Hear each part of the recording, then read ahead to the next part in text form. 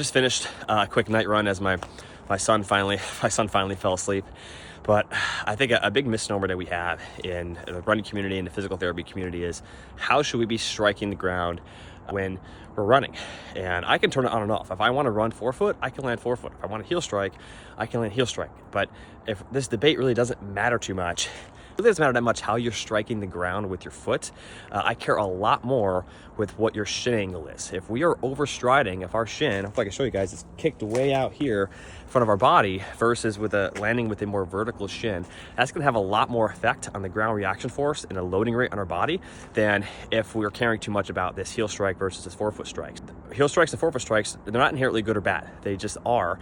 What is inherently bad is if you're overstriding. If you're landing closer to your center of mass, you have a more vertical shin, that's what I'm looking for. And typically when that happens, either A, you may adopt a forefoot striking pattern, which is great. I'm a bigger fan of that.